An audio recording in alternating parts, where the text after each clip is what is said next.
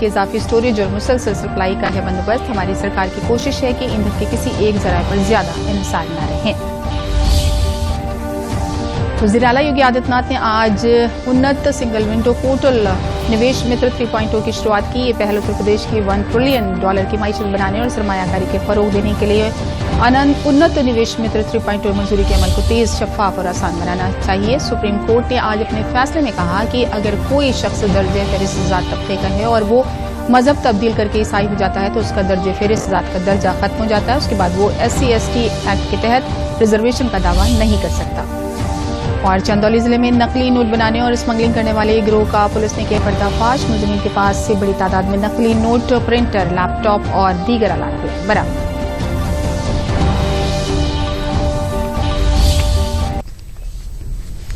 और अब खबरें तफसील से। वज़ीर-ए-आज़म नरेंद्र मोदी ने मगरबी एशिया में बुहरान पर तशवीश का इजहार किया। खलीजी ममालिक में भारतीयों का तहफ़्फ़ुज़, हुर्मुज़ में फंसे जहाज और अमन व अमान के लिए मुत्तहिदा तौर से आवाज उठाने की अपील की। सभापति जी, हमारी सरकार की कोशिश है कि ईंधन के किसी एक ही स्रोत पर ज्यादा निर्भरता न रहे। सरकार घरेलू गैस सप्लाई में LPG के अलावा PNG पर भी बल दे रही है। बीते दशक में देश में PNG कनेक्शन पर अभूतपूर्व काम हुआ है। बीते दिनों में इस काम को और तेज किया गया है। साथ ही LPG के घरेलू उत्पादन को भी बड़े पैमाने पर बढ़ाने का प्रयास किया जा रहा है। सभापति जी, बीते वर्षों में सरकार का निरंतर प्रयास रहा है कि हर सेक्टर में दूसरे देशों पर निर्भरता कम से कम हो, हम ज्यादा से ज्यादा आत्मनिर्भर हो, यही एकमात्र विकल्प है। युद्ध की शुरुआत के बाद से मैंने पश्चिम एशिया के ज्यादातर देशों के राष्ट्राध्यक्षों के साथ 2 राउंड फोन पर बात की है। हम गल्फ के सभी देशों के साथ लगातार संपर्क में हैं। हम ईरान, इजरायल और अमेरिका के साथ भी संपर्क में हैं। हमारा लक्ष्य डायलॉग और डिप्लोमेसी के माध्यम से क्षेत्र में शांति की बहाली का है। हमने डी एस्केलेशन और हॉर्मुज़ स्ट्रेट खोले जाने पर भी उनसे बात की है। कमर्शियल जहाजों पर हमला और हॉर्मुज़ स्ट्रेट जैसे अंतर्राष्ट्रीय जलमार्ग में रुकावट अस्वीकार्य है। भारत ने नागरिकों पर, सिविल इंफ्रास्ट्रक्चर पर, एनर्जी और ट्रांसपोर्ट से जुड़े इंफ्रास्ट्रक्चर पर हमलों का विरोध किया है। भारत ने इस समस्या के समाधान के लिए संवाद का ही रास्ता सुझाया है। इस युद्ध में किसी के भी जीवन पर संकट मानवता के हित में नहीं है। इसलिए भारत का सतत प्रयास सभी पक्षों को जल्द से जल्द शांतिपूर्ण समाधान के लिए प्रोत्साहित करने का है। सभापति जी, संकट की स्थिति में देश विदेश में भारतीयों की सुरक्षा हमारी बहुत बड़ी प्राथमिकता है। युद्ध शुरू होने के बाद से लेकर अब तक 3,75,000 से अधिक भारतीय सुरक्षित भारत लौट चुके हैं। दिल्ली में वजीर दिफा राजनाथ सिंह ने आलमी और इलाकाई हिफाजती सूरत हाल के जायजे के लिए एक आला सतही मीटिंग की सदारत की। इस मीटिंग में जनरल अनिल चौहान समेत 3 अफवाज के सरबराह मौजूद रहे। मीटिंग में दिफाई तैयारियों और मुमकिन चैलेंजेस पर तफसील से तबादले ख्याल किया गया। मुस्लिह अफवाज की ऑपरेशनल तैयारियों और स्ट्रैटेजिक सलाहियतों का भी जायजा लिया गया। डॉक्टर समीर वी कामत और दीगर सीनियर अफसरान ने तकनीकी और दिफाई तहकीक की पेशरफ्त पर मालूमात फराहम की। मीटिंग का मकसद बदलते हिफाजती मंजरनामे के दरमियान भारत की तैयारियों को मुस्तहकम करना था।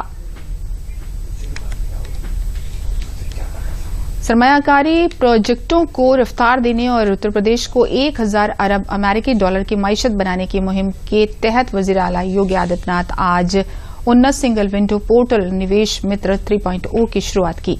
ये पहल उत्तर प्रदेश को 1 ट्रिलियन की मईशत बनाना और सरमायाकारी को फरोग देने के लिए है। उन्नत निवेश मित्र 3.0 मंजूरी के अमल को तेज, शफाफ और आसान बनाएगा।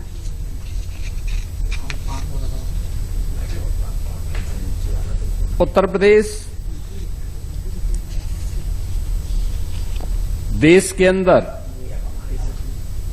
इन्वेस्टमेंट के बेहतरीन डेस्टिनेशन के रूप में अपने आप को स्थापित कर सके, जो सपना आज से 9 वर्ष पहले हम लोगों ने देखा था, आप सबकी उपस्थिति उस सपने को जमीनी धरातल पर हकीकत में उतारने वाली है। आपने प्रदेश की इस डबल इंजन सरकार पर विश्वास किया, तो आपके विश्वास पर खरा उतरने के लिए उस प्रकार का वातावरण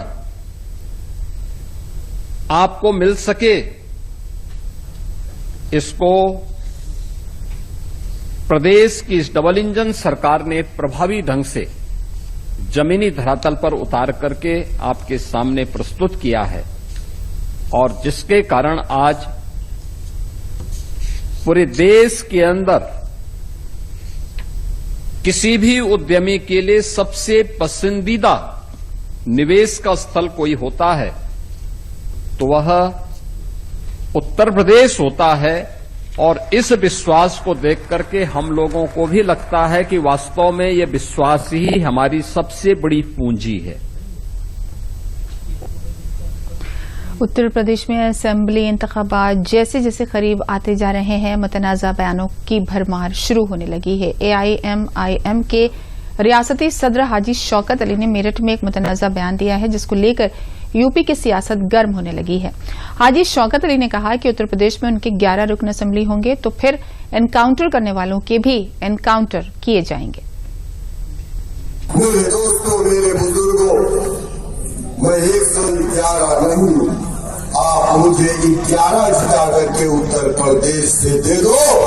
मैं आपसे वादा करके जा रहा हूं, मैं आपसे वादा करके जा रहा हूं कि उत्तर प्रदेश में किसी मुसलमान का अगर इनकाउंटर होगा तो इनकाउंटर करने वाले का भी इनकाउंटर होगा।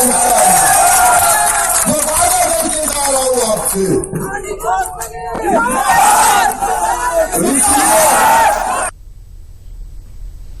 AIMIM के रियासती सदर शौकत अली के बयान पर अब रद्द अमल भी आ रहे हैं। मरकजी वजीर गिरिराज सिंह ने अब बयान पर पलटवार करते हुए कहा कि भारत कानून से चलता है, ऐसा कोई माई का लाल पैदा नहीं हुआ जो कानून को अपने हाथ में ले ले। देखिए, ये देश कानून से चलता है, न अकबरुद्दीन ओवैसी या हमारे ओवैसी साहब या उत्तर प्रदेश के कोई अध्यक्ष से ये देश नहीं चलता है। ये देश कानून से चलता है और कोई माई का लाल पैदा नहीं लिया है कि कानून अपने हाथ में ले। AIMIM के रियासती सदर के बयान पर सियासी तनाज़ा बढ़ता जा रहा है। योगी हुकूमत में काबीनी वजीर OP राजभर ने पलटवार करते हुए शौकत अली को आड़े हाथों लिया है। OP राजभर ने कहा कि शौकत अली जाहिलों की तरह बयान देते हैं। मुल्क कानून और आईनी निजाम से चलता आया है और चलता रहेगा। उन्होंने कहा कि शौकत अली का बयान समाज को तोड़ने वाला है। वो बेवकूफ आदमी है, पढ़ा लिखा है नहीं, जाहिल की तरह बयान देता है। 11 विधायक लेके क्या करोगे? सरकार बनाने की बात करो कि नहीं, मुझे सरकार बना करके हम सुरक्षा देंगे। समाज को पहले शिक्षा की तरफ प्रेरित करो। समाज में शिक्षा आएगी तभी आप अग्रसर हो सकते हो। स्वास्थ्य के प्रति, रोजगार के प्रति, उनको नौकरी के प्रति अमन चैन की बात करो। और बिना वजह की नफरत की बात बोलते हो, नफरत की भाषा बोल करके कई दिन जिंदा रहोगे। समाज को कहां ले जाना चाहते हो, किस दिशा में? देश संविधान से चल रहा है, तुम्हारे कानून कहने से नहीं बन जाएगा ना। खबरों में लेते हैं फिलहाल एक वक्फा।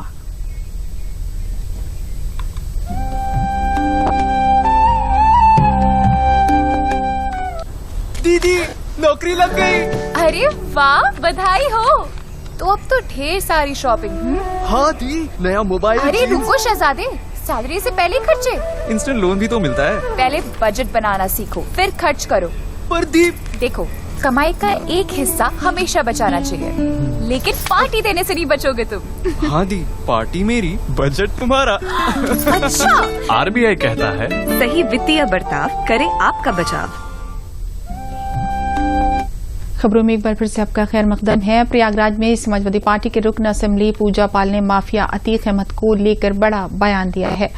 उन्होंने कहा कि अतीक अहमद ने हजारों नौजवानों की जिंदगी बर्बाद की है। पूजा पाल ने इल्जाम आयद किया है कि सपा के तहफ्फुज में अतीक मुल्क को दीमक की तरह खोखला करता रहा। आगे क्या कुछ कहा, आइए आपको सुनाते हैं। देखिए, इस पे मैं यही कह सकती हूँ कि योगी आदित्यनाथ जी उत्तर प्रदेश के एक धुरंधर मुख्यमंत्री हैं और जिन्होंने अतीक और मुख्तार जैसे माफियाओं के साम्राज्य का अंत किया है। एक फिल्म ने समाजवादी पार्टी और अतीक अहमद के बीच के संबंधों के सच्चाई को उजागर कर दिया है। अतीक अहमद सपा के संरक्षण में रह करके एक दीमक की तरह देश को भीतर से खोखला कर रहा था। अतीक केवल मेरा गुनाहगार नहीं था, मेरे पति राजूपाल जी की हत्या कर न उसने मेरी जिंदगी बर्बाद की, बल्कि हजारों परिवारों की जिंदगी तबाह की थी। अतीक ने लोगों की हत्याएं करके नशे के कारोबार के जरिए युवाओं को अपराधी बना करके समाज को नुकसान पहुंचाया। समाजवादी पार्टी के संरक्षण में अतीक और उसके गैंग ने नकली नोटों का कारोबार किया और देश की सुरक्षा से खिलवाड़ किया। समाजवादी पार्टी को अतीक अहमद की सारी गतिविधियों की जानकारी थी, लेकिन अतीक पर की गई कार्रवाई अखिलेश यादव को पसंद नहीं आई। अतीक अहमद के रूप में समाजवादी का एक बड़ा फाइनेंसर मारा गया, जिससे अखिलेश यादव असंतुष्ट थे। इसलिए रामगोपाल यादव कह रहे हैं कि सत्ता आने पर अतीक अहमद की हत्या का बदला लिया जाएगा। ये शब्द भले ही रामगोपाल यादव के हों, मगर विचार अखिलेश यादव के हैं। सपा का पूरा सिस्टम ही हत्यारों और अपराधियों को बचाने के लिए काम करता है। सुप्रीम कोर्ट ने अपने फैसले में फिर से दोहराया है कि अगर कोई शख्स दर्जे फेरिस्त जात तबके का है और वो मजहब तब्दील करके ईसाई हो जाता है तो उसका दर्जे फेरिस्त जात का दर्जा खत्म हो जाता है। इसके बाद वो SC/ST एक्ट के तहत रिजर्वेशन का दावा नहीं कर सकता। साथ ही अदालत ने यह भी कहा कि आइन में मौजूद निजाम के मुताबिक सिर्फ हिंदू, सिख और बौद्ध मजाहिब के दर्जे फेरिस्त जात के तबके को SC का दर्जा हासिल है। अगर कोई उनके अलावा किसी दूसरे मजहब, ईसाई या फिर मुस्लिम मजहब को अपना लेता है तो उनका SC का दर्जा खत्म हो जाता है। अदालत उज़्मा ने आंध्र प्रदेश हाईकोर्ट के हुक्म को बरकरार रखते हुए ये फैसला लिया।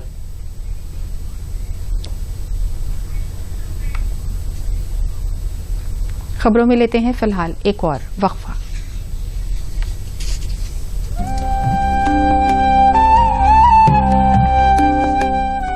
LIC के जीवन लाभ में प्रीमियम पेमेंट हो जाए स्टॉप, पर पॉलिसी के फायदे चलते रहते हैं। और तो और LIC के जीवन लाभ से मिली फुल टर्म बोनस और प्रीमियम पेमेंट में फ्लेक्सिबिलिटी। मतलब अब लाइफ की गाड़ी चलेगी नॉन स्टॉप। LIC हर पल आपके साथ। खबरों में एक बार फिर से आपका खैर मकदम है। मथुरा कान्हा नगरी से अयोध्या धाम के लिए प्रसाद भेजा गया है। गाजे बाजे के साथ प्रसाद को कल रवाना किया गया। रामनवमी के दिन प्रसाद श्री राम को पेश किया जाएगा। मथुरा में श्री कृष्ण जन्मभूमि की जानिब से श्री राम जन्मभूमि अयोध्या के लिए प्रसाद भेजा गया है। गाजे बाजे के साथ कृष्ण की पैदाइश मुकाम से अयोध्या धाम को यह प्रसाद पैदाइशी मुकाम की तशहीर सेक्रेटरी विजय बहादुर के साथ गाड़ी में रखा गया। प्रथम नवमी के मौके पर भगवान को कृष्ण की नगरी से तोहफे के तौर पर अयोध्या धाम में भगवान राम के मंदिर में सौंपा जाएगा।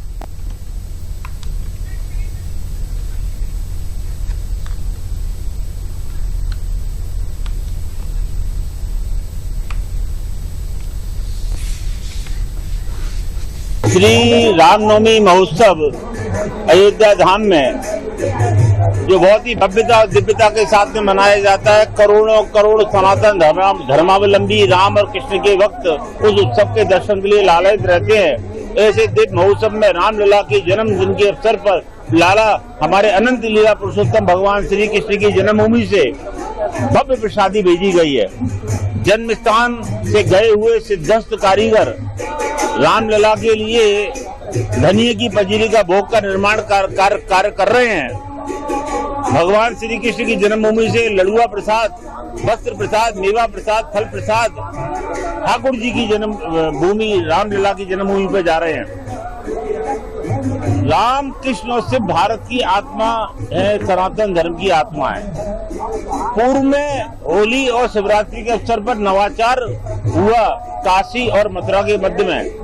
इस बार एक नवाचार हुआ मथुरा और अयोध्या के मध्य में।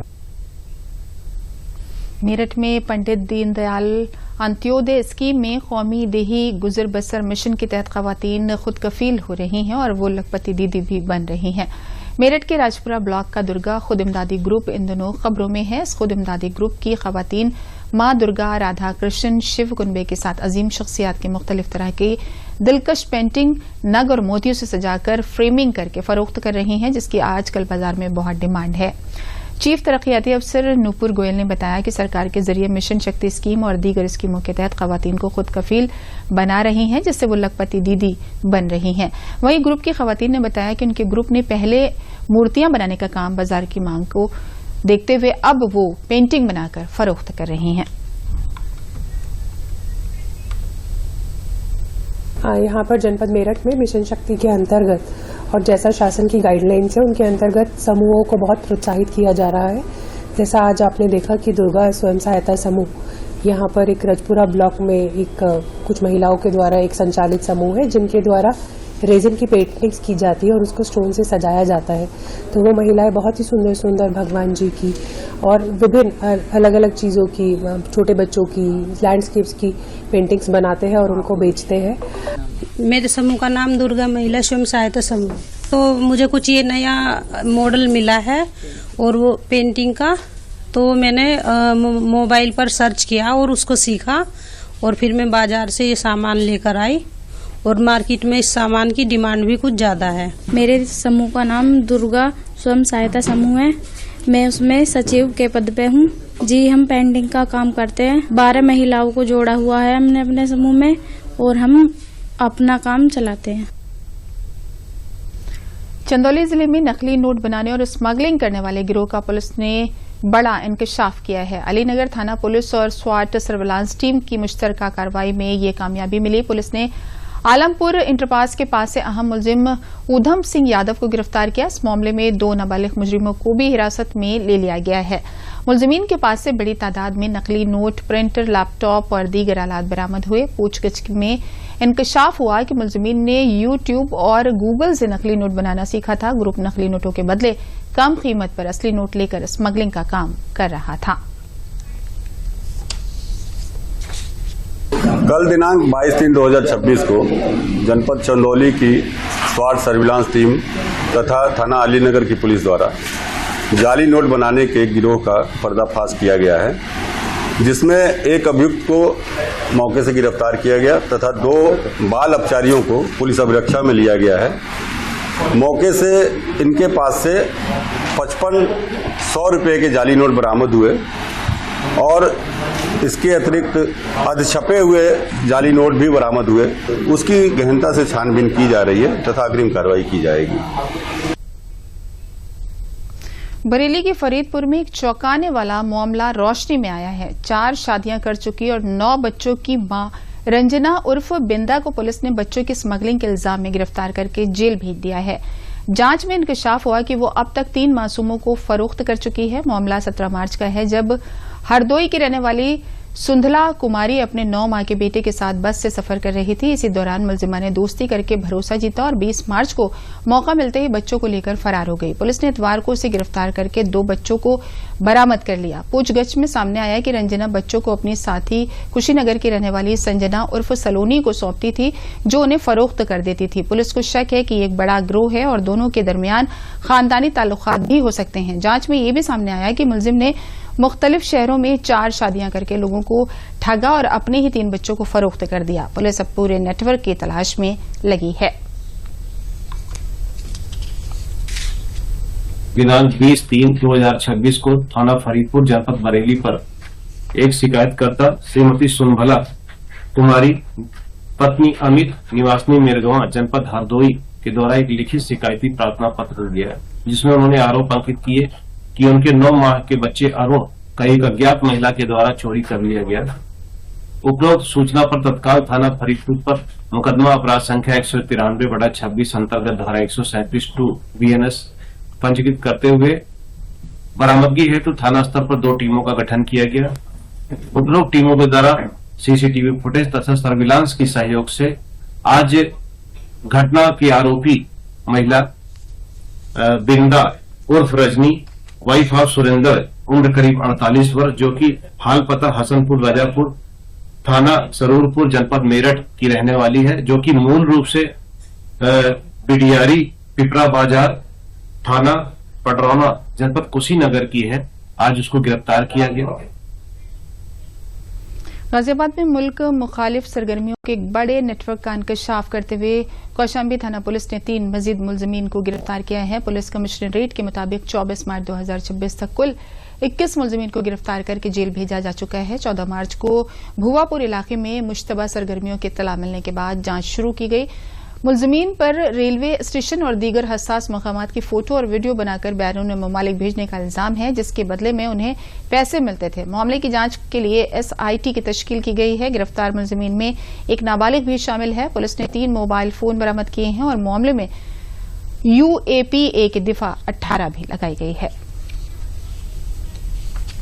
गाजियाबाद के अंतर्गत थाना कौशाम्बी क्षेत्र में दिनांक 14 मार्च को पुलिस को यह सूचना प्राप्त हुई थी कि कुछ संदिग्ध युवकों के द्वारा विभिन्न महत्वपूर्ण स्थलों, संवेदनशील प्रतिष्ठानों तथा रेलवे स्टेशन आदि की GPS लोकेशन, फोटोग्राफ्स तथा वीडियोग्राफ्स विदेशी नंबरों पर भेजे जा रहे हैं। पुलिस द्वारा तत्काल कार्रवाई करते हुए BNS की सुसंगत धाराओं तथा ऑफिशियल सीक्रेट एक्ट की धाराओं में थाना कौशाम्बी पे मुकदमा अपराध संख्या 76/2026 पंजीकृत किया गया था।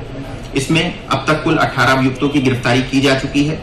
आज विवेचना के इसी क्रम में 3 अभियुक्तों की गिरफ्तारी और की जा रही है, जिनके नाम समीर उर्फ शूटर जो भागलपुर बिहार का रहने वाला है, दूसरा अभियुक्त समीर जो शामली उत्तर प्रदेश का रहने वाला है, तीसरा अभियुक्त शिवराज जो शाहजहांपुर उत्तर प्रदेश का रहने वाला है। इनकी गिरफ्तारी की गई है।